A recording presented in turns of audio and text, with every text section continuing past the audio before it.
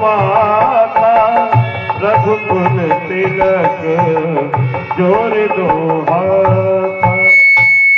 भगवान राम ने जाकर के अपनी माँ को प्रणाम किया है और माँ ने भी अनेकों प्रकार के आशीर्वाद दिए, अपने हृदय से लगाया है। माता के चरणों में राम का प्रणाम स्वीकार हो। एक निवेदन आप सबसे, आज लीला थोड़ी 15-20 मिनट ज्यादा होगी, क्योंकि वन गमन से पहले कोई विश्राम नहीं है। नियम होते कुछ रामलीला के, राम जी का वनवास होगा ही होगा, तमसा नदी पे विश्राम होगा। इसलिए आप सबसे हाथ जोड़ के निवेदन है कि लीला देखे, बीच में मत छोड़े। ये कलाकार बहुत मेहनत करते हैं और आज की लीला हमारे यहाँ की सर्वश्रेष्ठ लीला है।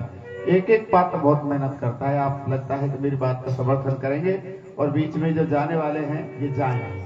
ये बच्चू टोपा बैठ जा बेटा। बार बार मुख चूमती माता, नयन नेह जल पुलकित गाता। हे तात, आप बहुत ही सुंदर समय पर आए हो। मैं आपका इंतजार ही कर रही थी।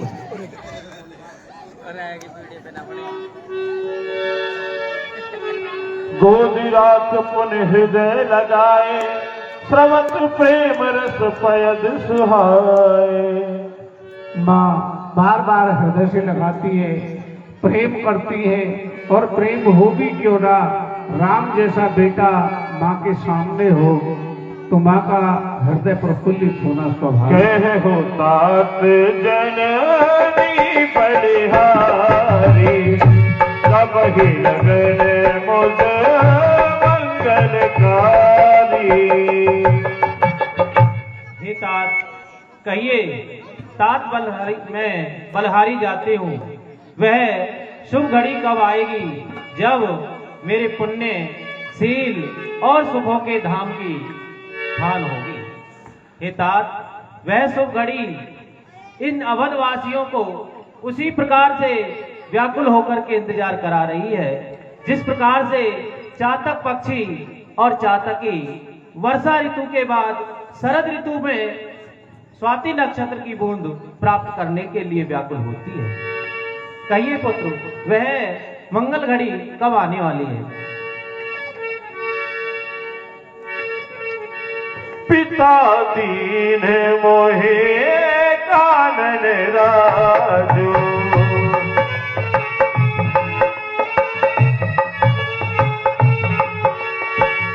जह सब भांति मोर बड़काजू।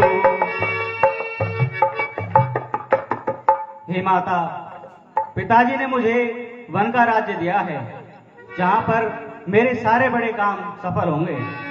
वर्ष 4-10 विपिन बस, कर चित वचन प्रमाण। आए पाए पुनि देखी हो, मन जन कर सिमरन लखन सिया राम जय जय राम। और हे माँ, मैं 4 और 10 वर्ष वन में रहकर तथा पिता की आज्ञा का पालन करके आपके चरण कमलों के दर्शन करूंगा। वचन विनीत मधुर रघुवर के, सरसम लगे मात और करके। हे भैया राम, तुमने वन की बात बड़े ही सहज भाव से कह दी है। क्या तुम्हारी ये माँ 14 वर्ष के बाद तुम्हें वापस देख पाओगी? तो पित ही तुम प्राण प्यारे, देख मुदित नित चरित तुम्हारे। पास पित ही तुम तो अपने पिता को प्राणों से अधिक प्रिय हो। वे नित्य चरित्र को देख करके खुश होते हैं। फिर भला यह वन जाने की बात किस प्रकार से हुई है? राज देन कह शुभ दिन साधा, कहो जानवर के ही अपराधा।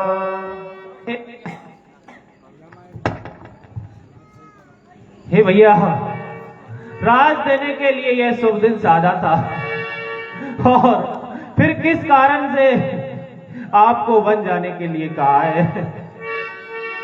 तात सुना बहु मोहि निदानो,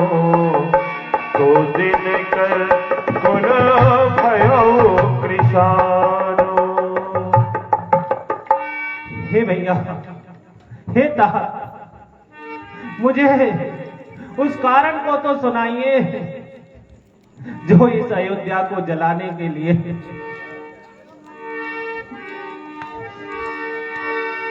राग धर्म स्नेह उभय मति घेरी, भई गति साप छछूंदर केरी, भई गति साप छछूंदर केरी।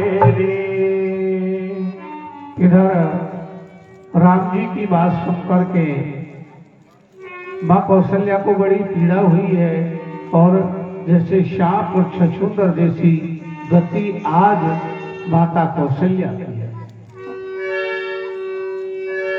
तात जाओ बल कीन्ह उन्हीं का,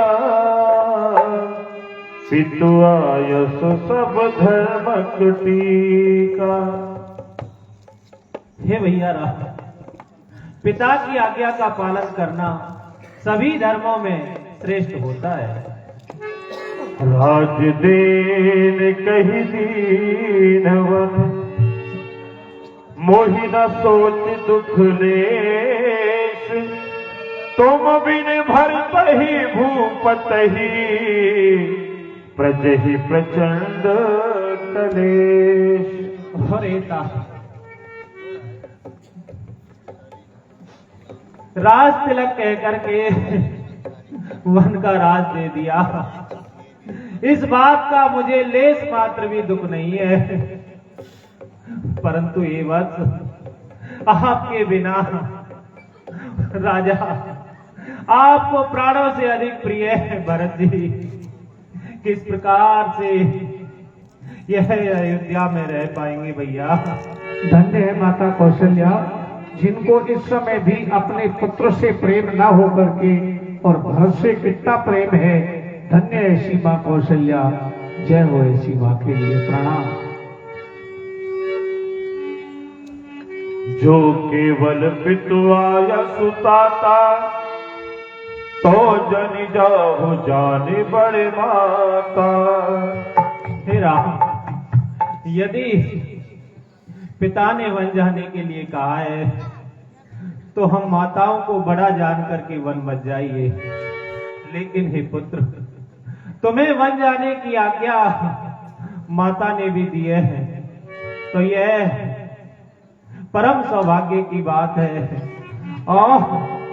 और वन आपके लिए कोटि कोटि अयोध्याओं के समान है।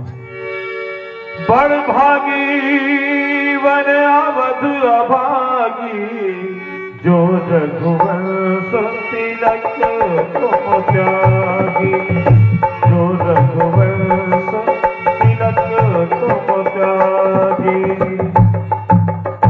हे वत्स, वन बड़ा ही भाग्यशाली है और अवध अभागा जिसका त्याग तुम कर रहे हो।